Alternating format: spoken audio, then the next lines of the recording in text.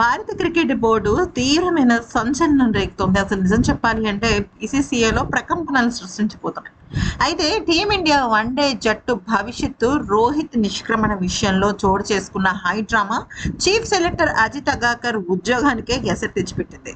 రోహిత్ శర్మకి ఏదో అన్యాయం చేద్దాము, తనని పక్కన పెడదాం అనుకున్న అజిత్ అగాకర్కే ఇప్పుడు సీట్ కిందకి పెద్దగా ముప్పొచ్చి పడింది.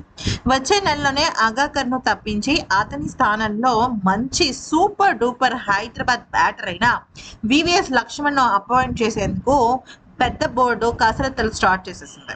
అయితే అసలు జరిగిన విషయం ఏంటి అంటే, భారత పురుషుల క్రికెట్ జట్టు చీఫ్ సెలెక్టర్ గా అజిత్ అగాకర్ కాంట్రాక్ట్ వాస్తవానికి ఈ ఏడాది జూన్తోనే ముగిసింది. ఈ సమయంలో బీసీసీఐ మరో 3 నెలల పాటు పదవీ కాలాన్ని పొడిగించింది. 2027 వన్డే ప్రపంచ కప్ వరకు అగాకర్ ఈ పదవిలో ఉంటారని అందరూ అనుకున్నారు.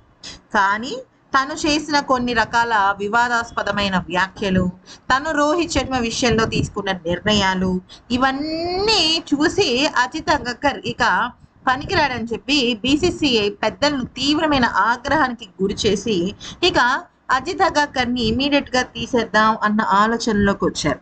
మరి తన స్థానంలో సొగసరి బ్యాట్స్మెన్ అయిన వివిఎస్ లక్ష్మణ్ ను అపాయింట్ చేయడానికి సిద్ధపడిపోతున్నారు.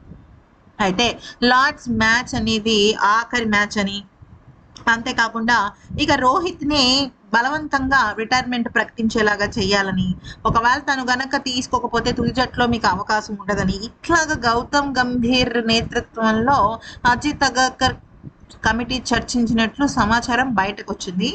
ఈ సమాచారం చాలా జెన్యూన్ సమాచారం అని చెప్పి బీసీసీఐ నమ్మటం వల్ల ఇప్పుడు అజిత్ అగాకర్ని 2027 ప్రపంచ కప్ లేదు, ఏమీ లేదు, పక్కకి వెళ్ళమ్మా అనేంత స్థాయికి వచ్చేసింది అనమాట.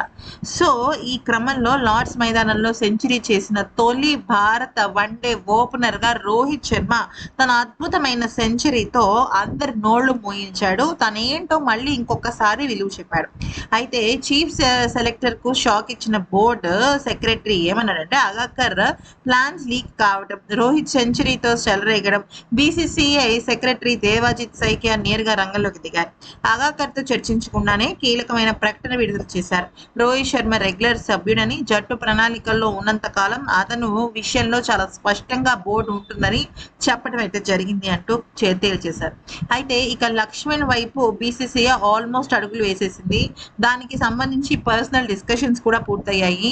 అయితే ఇంకొకసారి ఒఫీషియల్ మీటింగ్ పెట్టి సెంటర్ ఆఫ్ ఎక్సలెన్స్ హెడ్ గా ఉన్న వివిఎస్ లక్ష్మణ్ పేరును కొత్త చీఫ్ సెలెక్టర్ పదవికి బీసీసీఐ పరిశీలిస్తుంది, ఆల్మోస్ట్ కన్ఫర్మ్ చేయడానికి సిద్ధంగా ఉందన్నమాట. సో ఈ నేపథ్యంలో చీఫ్ సెలెక్టర్ గా వివిఎస్ లక్ష్మణ్ వస్తే మాత్రం భారత జట్టు ఇప్పటి వరకు ఉన్న బెంచ్ పవర్ మొత్తం బయటకు తీసే అవకాశం కనిపిస్తుంది.